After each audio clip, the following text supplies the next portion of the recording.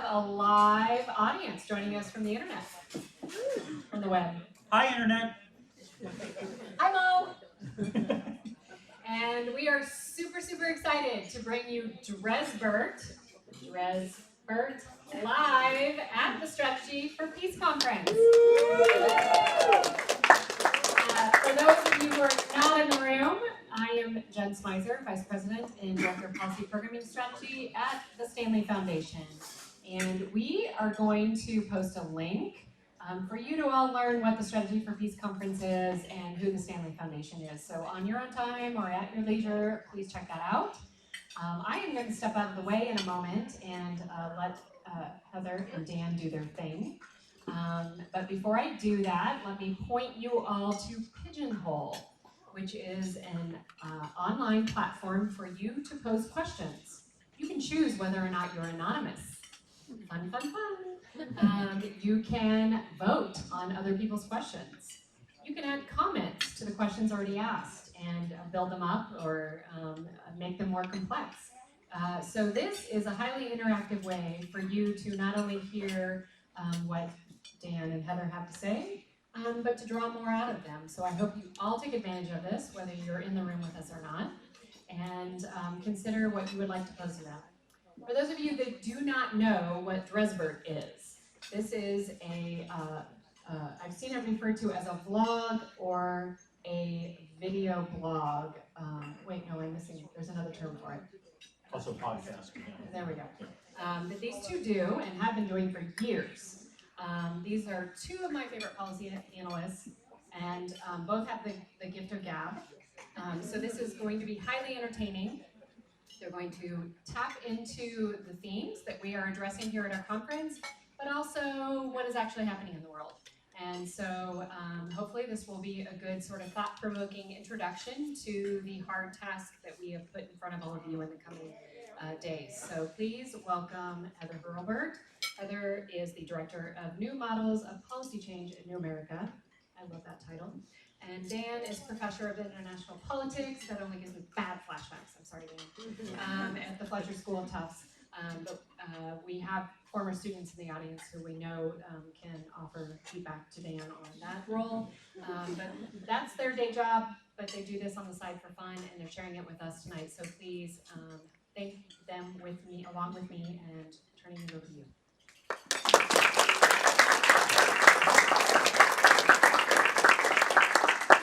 Hello and welcome to Drezburt. We are going to start tonight with an uncharacteristically snark-free moment. I know people are now clicking away in droves. How dare they not be snarky? First question, why not more smart? You hear that? But there's been a lot of movement on the internet in the last week or so around a little movement called #MeToo. About people suffering sexual harassment and assault in the workplace. There's also been a companion hashtag to that called I Will, which is trying to get across the idea that we can move forward from the really problematic levels of sexual harassment and assault in our culture. And so we are here to say that we will take seriously the problem of sexual harassment and assault in the fields of national security and the academy, and to affirm in front of you and the audience at home that yes, it is a real problem and we have our own Harvey Weinsteins.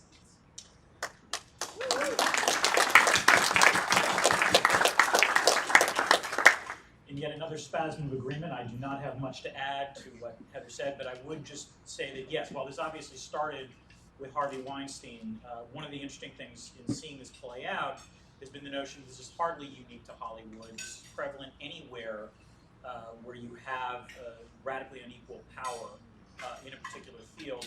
And unfortunately, I would argue, in both national security and in the academy, you are often in a situation where you have older, powerful people who can put younger people in a position of vulnerability. And so, while this is something that I think was sort of known in some ways in some circles, I think one of the virtues of both of these hashtags, and I'm generally a skeptic of hashtag activism or slacktivism, as it's called, but I think one of the useful things it occasionally does is actually bring awareness of just how prevalent these problems are. And so in that sense, it's been good to see, and it's been good to remind me that, at least speaking for myself, that these are things that are not going to go away unless we're actually aware of them more.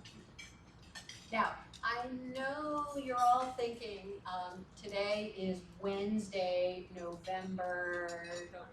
October, okay. It's Wednesday, October 18th. A live audience is awesome for this kind of thing. And you're thinking to yourself, gosh, what did the president tweet today that Heather and Dan are going to talk about? But we're going to shock you by starting not with the president's commentary on the casualties of America's wars, but with Rex Tillerson. So Secretary Tillerson gave a speech on India today in which he said, and I more or less quote with a little allowance from the internet, that the core foundation of the US-India relationship ought to be the US and India working together so that each of them could defend their own sovereignty more effectively. Ladies and gentlemen, we give you the Trump doctrine. So, as you all are familiar, Donald Trump ran on a political platform of America First, which has various odious qualities harkening back to the end of the war period, but that didn't stop him from getting elected. But I think the interesting question for someone who studies international relations this year was, how do you make America First something that sells to other countries? One of the appeals of liberal internationalism is the notion that the United States is not just in the world, pursuing its own interests, it's trying to do well as in addition to doing good. The one argument that you can make in terms of America First is, in terms of its candor, is they're just interested in doing good, or, doing good for themselves. They don't care about anyone else.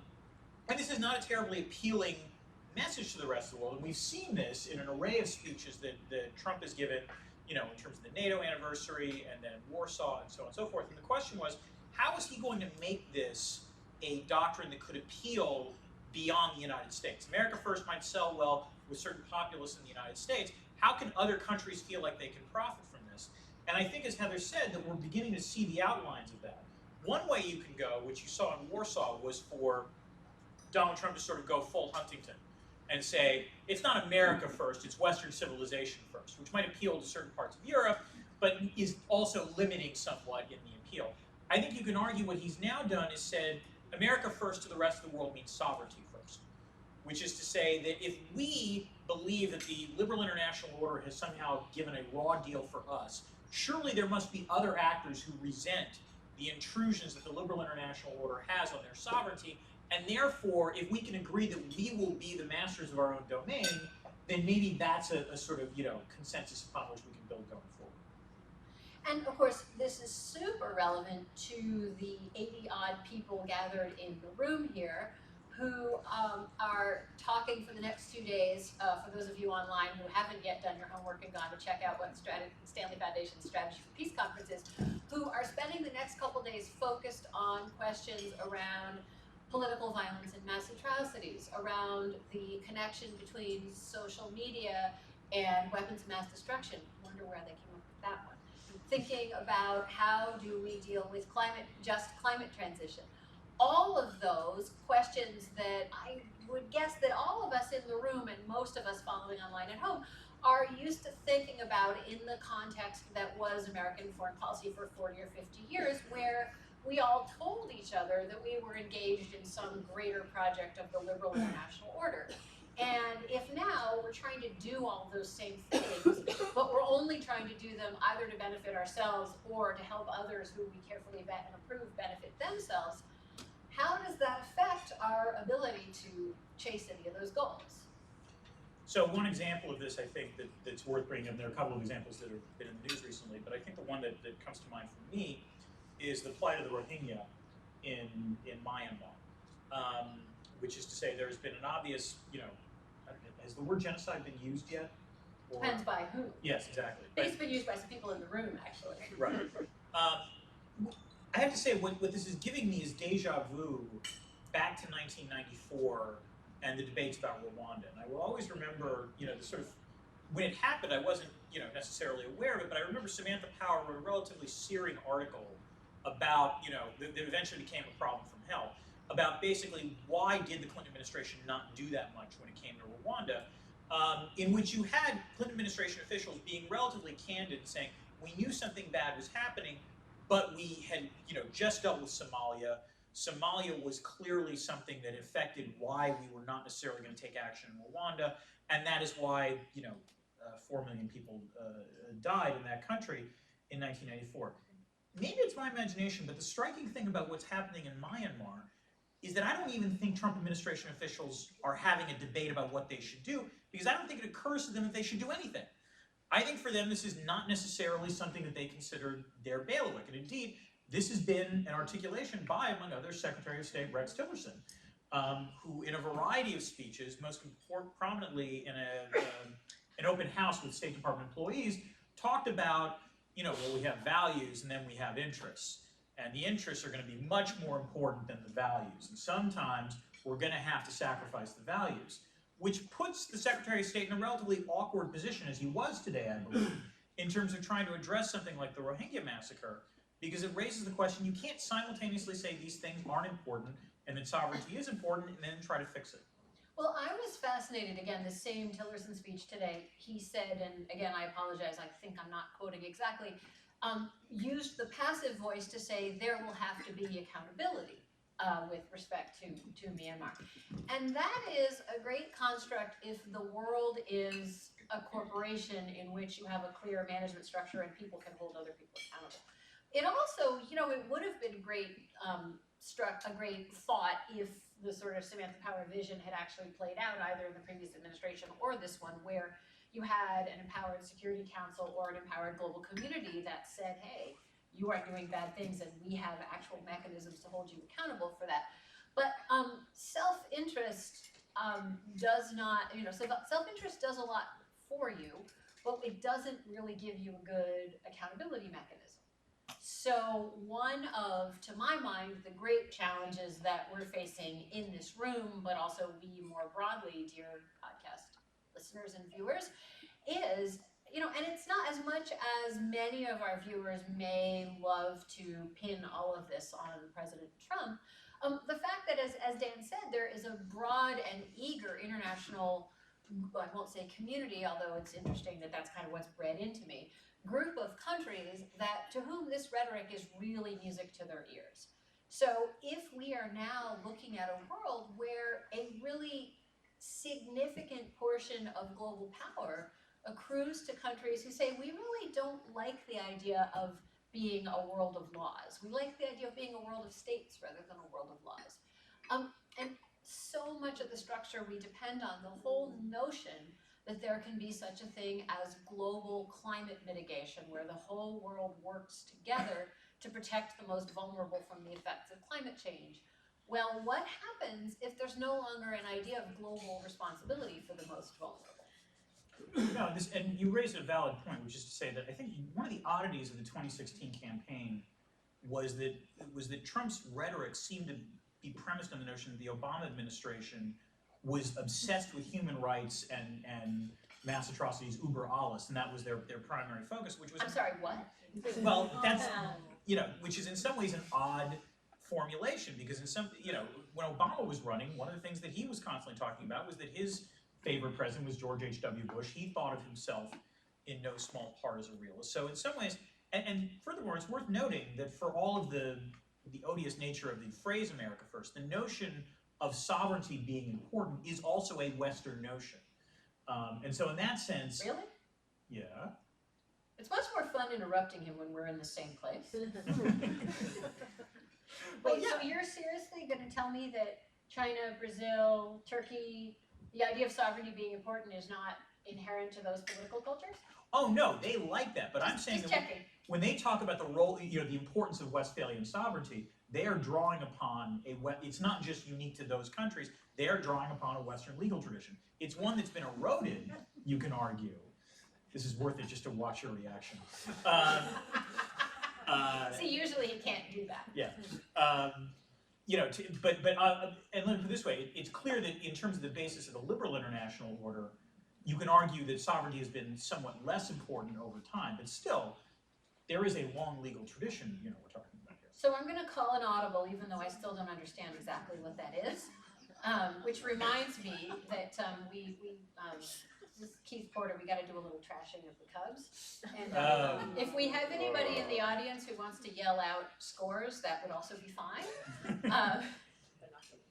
But we have a ton of people wanting to know to what extent we think the liberal international order is genuinely under threat. And I mean, yes, the liberal international order is massively under threat. I mean, first we have to say that the liberal international order never got quite as liberal or quite as global as its defenders and promoters wanted you to think that it was. But the liberal international order was under threat before Donald Trump. The liberal international order was under threat because of the diffusion of global power to a range of actors, many of whom had interests other than promoting the liberal international order. And Donald Trump is one piece of that, but not the only and quite possibly not the most important piece of it. Or are you, I'm sort of hoping you're going to be the optimist on the liberal international order here, because that would kind of flip our usual roles. Oh boy. So all right, I'll be pessimistic, but then I will offer one optimistic take at the end. I'm actually more pessimistic about the liberal international order under President Trump, because you could argue that while, as you say, these were threats that had occurred before Trump was president. This is not like suddenly in 2016 the script was flipped. But that said, in some ways the strongest aspects of the liberal international order prior to 2016 were the economic ones, were the notion of free movement of trade, free trade, goods, capital, people to some extent, although there it's obviously somewhat dodgier.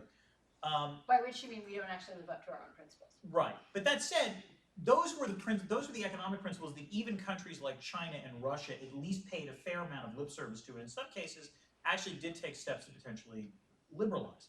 What's interesting is that over the last over the last year, you've seen two trends, both of which cut against that on the economic side. The first is obviously the Trump administration, pulling out of TPP, constantly threatening to pull out of NAFTA. It's getting boring now, frankly, the constant threats to pull out of NAFTA. And basically suggesting a new way of thinking about trade that's mercantilist. And then also, by the way, we're having, this is also going on during the the Communist Party Congress in China, in which it seems very clear that China is also essentially giving up on what we would consider liberal economic reforms, deciding that it's not necessarily in their interest. Although China's been really, really good at being hypocritical about that in terms of public speeches. Well, gosh, that would make them unique. I know. Now, that said, the one way in which I'm potentially optimistic about the future of the liberal international order is that we are now witnessing, and this is going to sound bizarre, we are now witnessing the darkest timeline. One of the problems with defending the liberal international order is always the question of, well, as opposed to what? In other words, people complain about the status quo, thinking there must obviously be a better replacement to the status quo. And we are now seeing attempts to try to come up with a replacement, and they're not working terribly well. And furthermore, they're not terribly popular. One of the fascinating things, there was a Chicago Council poll that came out on public attitudes about American foreign policy a couple of weeks ago that made it clear that actually Americans are leaning or shifting towards the liberal international order rather than away for it in odd ways. In other words, everything that Donald Trump says he's for, Americans increasingly are against. Which does not mean that him being president doesn't have implications. It clearly does. But I'm not sure that his ideas are going to take root, I guess. So that reminds me of an internet meme. And you, as not an employee, but a recipient of funding from Jeff Bezos through your column at the Post, I believe you're supposed to sing a show. That's the Amazon Washington Post. But right, I'm gonna get you off the hook, because what I think about Americans increasing their support for the liberal international order is, don't it always seem to go that you don't know what you got till it's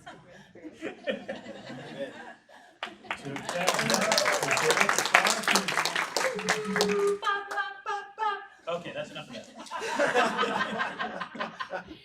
But I am more pessimistic because not only do our friends in the White House not have a good, coherent idea of what replaces the liberal international order, but the friends of the liberal international order, which is to say us, don't have a good idea for what replaces the one that we knew and loved before. And part of the reason that it's under threat, that we kind of skipped over before, is that it wasn't working for large swaths of people.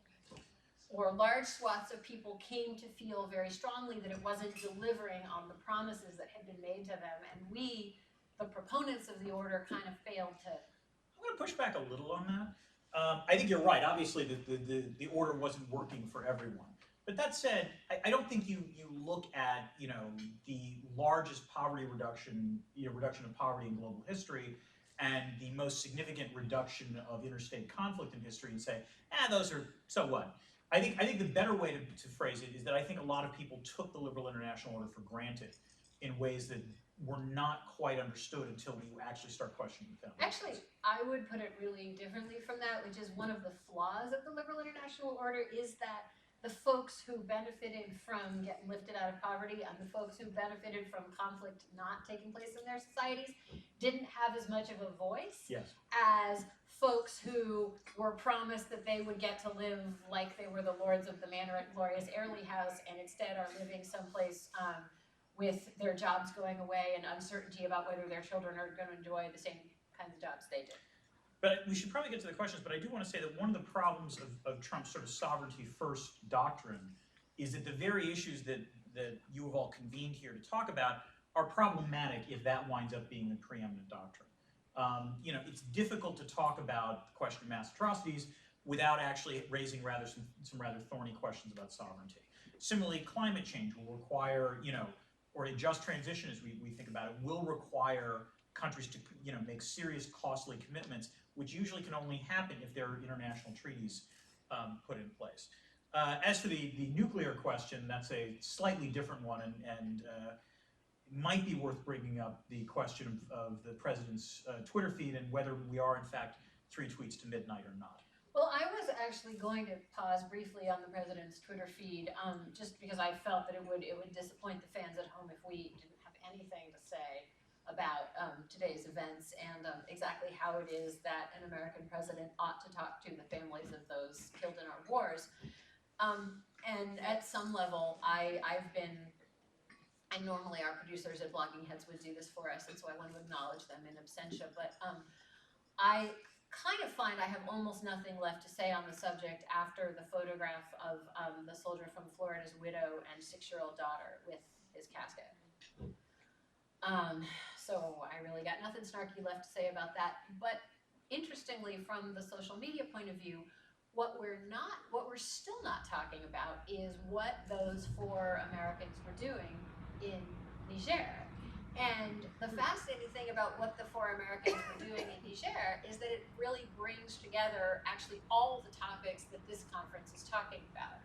Because, and okay, Dan, this is where you get to make your, so Niger is landlocked country in West Africa, one of the central vectors for regional extremism and terrorism, but also human trafficking and drug trafficking, and this is where you're supposed to make your snarky comments. Yellow cake!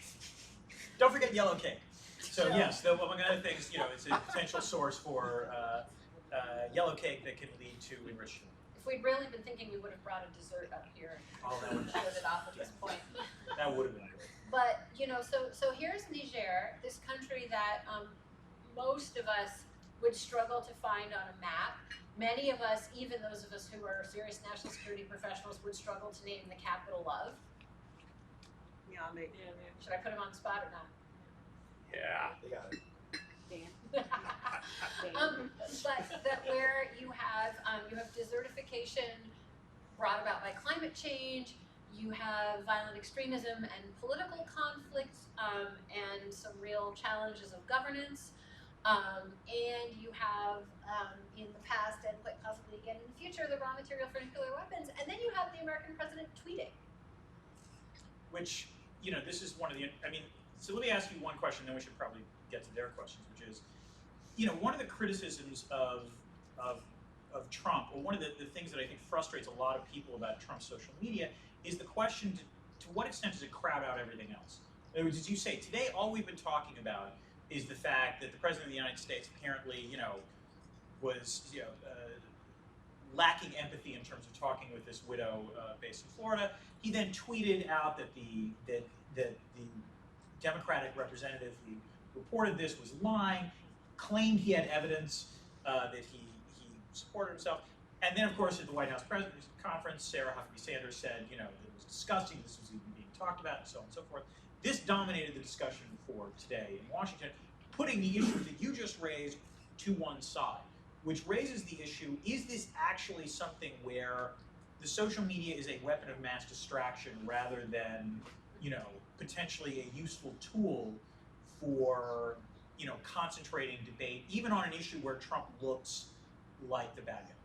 Well, maybe some of the folks in the room who've been studying this will weigh in, and there have been actually some really interesting recent studies. The Gaza war is one example that I learned about at dinner tonight, so this is a great example of real time and virtual time blending together. But I think it's a mistake to posit weapon of mass distraction and weapon of mass destruction as opposites, where I think what we're seeing in the current environment, and again, not just from the Trump administration, is that the two work rather well together.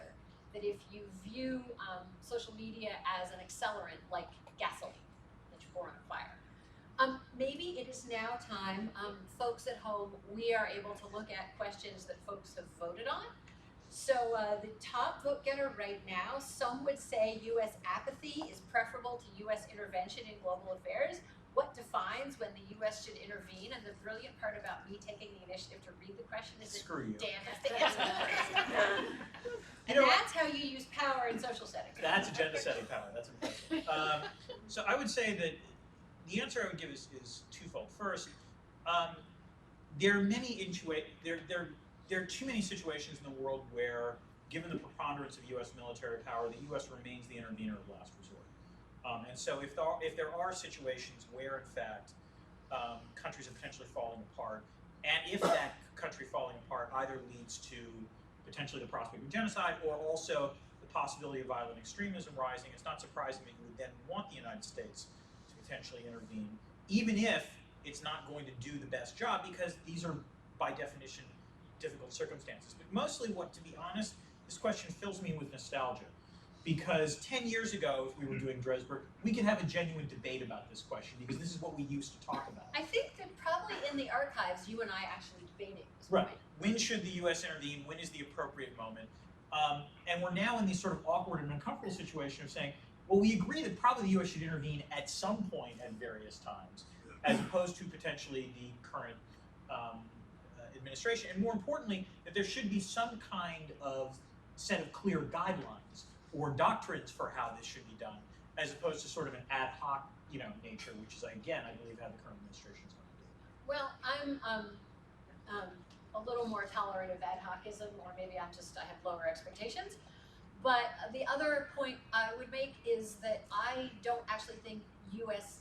not intervening when you are as large an economic and military power as we still are, and when you are able to throw weight around as easily on social media as is now the case, the U.S. intervening is not really so much an option. There's a question of how. And I think the conversation about the Rohingya earlier is a great example. The U.S. not intervening is also a choice of intervention. Yes. And where the U.S. doesn't intervene, that is a choice to empower certain actors at the expense of others. You want to read the next question? I will. It's the one that I can really stick to with. Okay, I'll give you this. The second, most voted question is, why is it a bad thing to see the end of American exceptionalism? Isn't that a logical consequence of America First? I was desperately hoping you were going to read that one.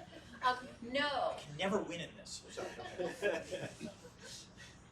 No, America First is American exceptionalism taken to its most extreme, which is it's America can do whatever the heck we want and there are no constraints. If you look at, and I have written recently on this in the national interest, if you look, there's a great fondness to say, oh, there's no logic, it's just emotion, he's just doing whatever he wants. But there is a very strong, and I think growing, and the Chicago Council survey data actually, if you look below the top lines, bears this out, swath of American opinion and American elite opinion and empowered in elected officials' opinion, sort of, which takes a sovereigntist view to the U.S. role in world affairs and says the only thing that trammels us is the Constitution and maybe the Ten Commandments, depending on who you're talking to. But if it ain't in the Constitution and it ain't in the Ten Commandments and it's in our interest, we can do it. And that actually, to Dan's earlier point, should make you somewhat nostalgic for the tropes, even if they were tropes and cliches and honored in the breach as much as the reality of the liberal international order where we did think there were some limits and we did seek to build systems that limited us as well as others. Heather, you get the next question. Great.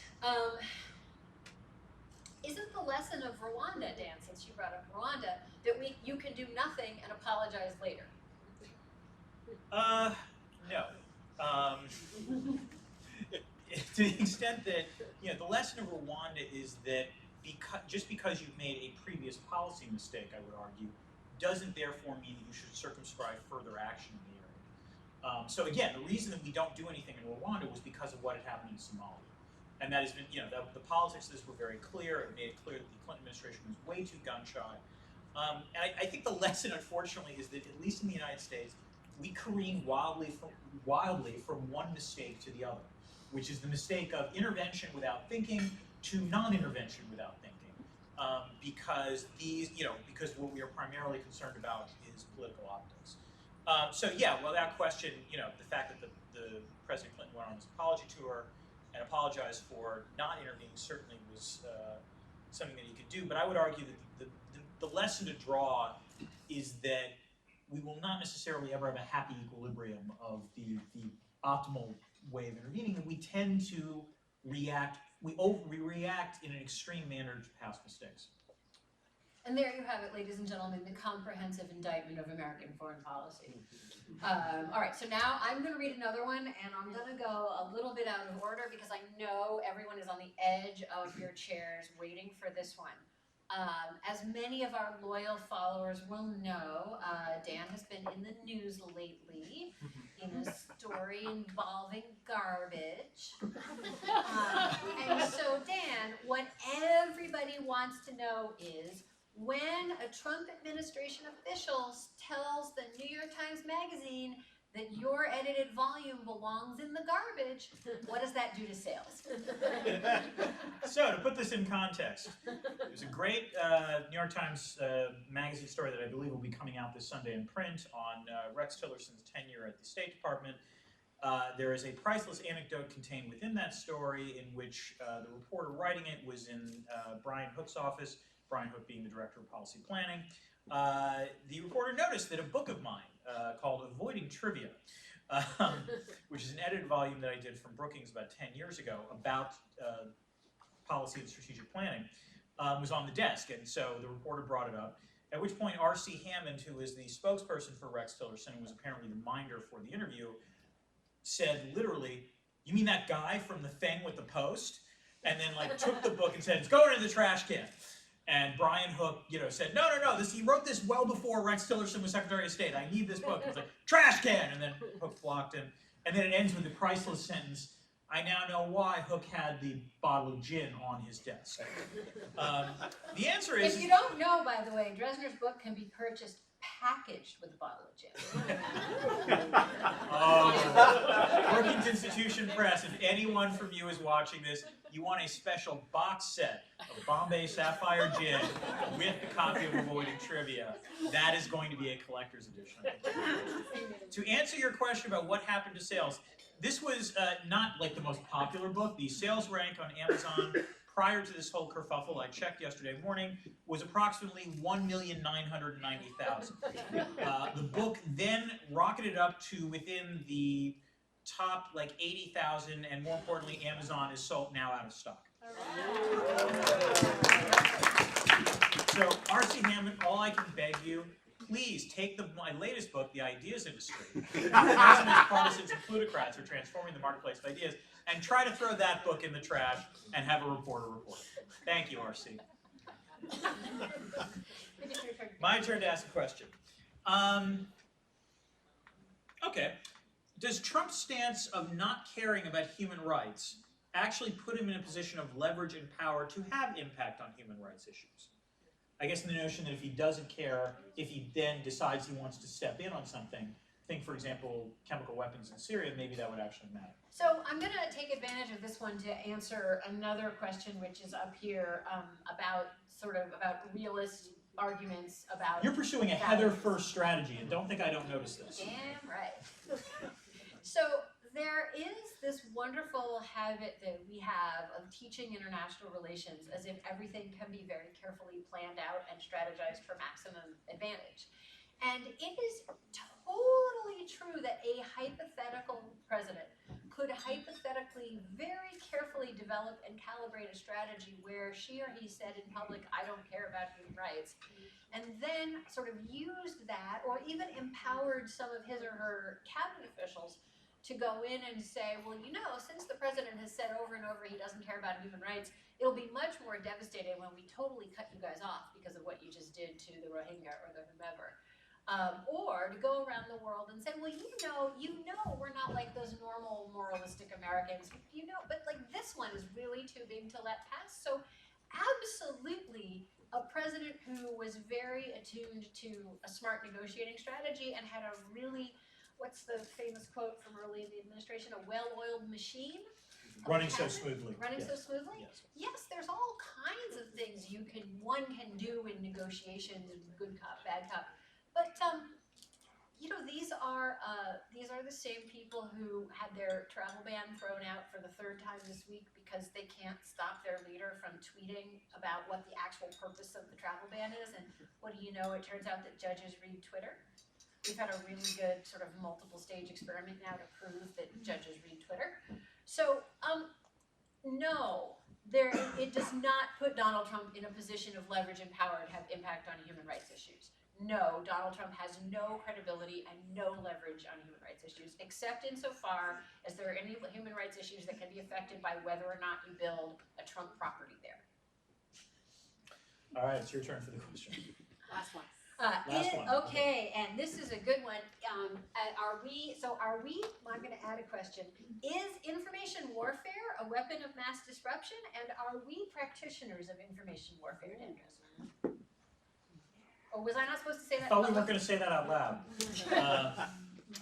I think without question that, so here's my take on this. So there is no denying that we are seeing, you know, what's been exposed is the ways in which the sort of new information environment we operate in potentially creates vulnerabilities that other states can try to exploit to try to manipulate public opinion. That said, I think the question that we always have to ask is not so much did other countries try to influence, you know, public opinion in the United States or in France or in Germany or in other countries? The answer is of course they did, and that is not a new thing.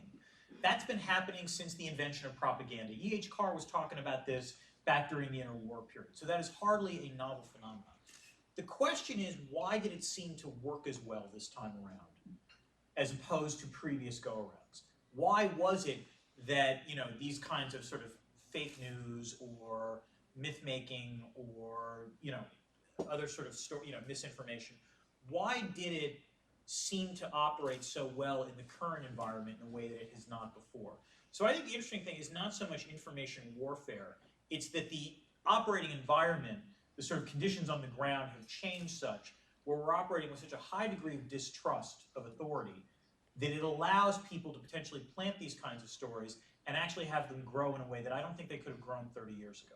Well, at the risk of getting cut off by our organizers, I'm going to take that a little more broadly and say that I think it's really worth, as much as we in the US are all mesmerized by the question, or many of us are mesmerized by the question of Russia and our elections, it's really worth opening our lens considerably more broadly. And I'm old enough that I worked at the State Department when there was an individual who had a full-time job at the State Department to combat Soviet propaganda that the US sold babies for parts in Latin America.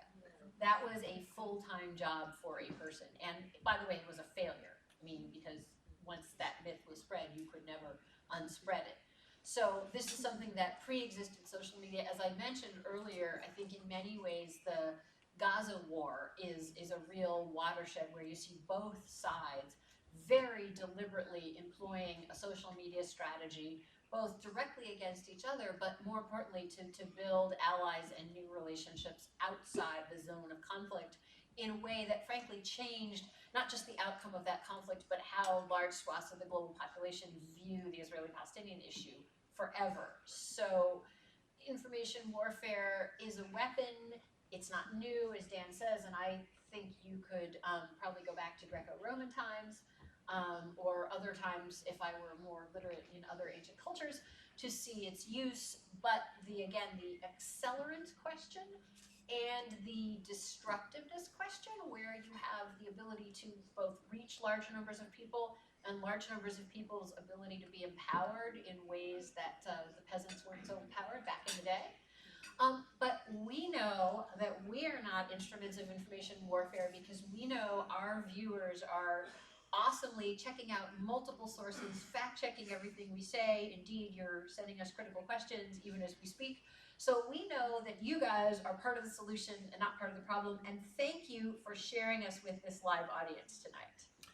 Thank you so much, and we're happy to have you. Goodbye, live audience. Hope you enjoyed it, and thank you to the audience here for being such patient and wonderful.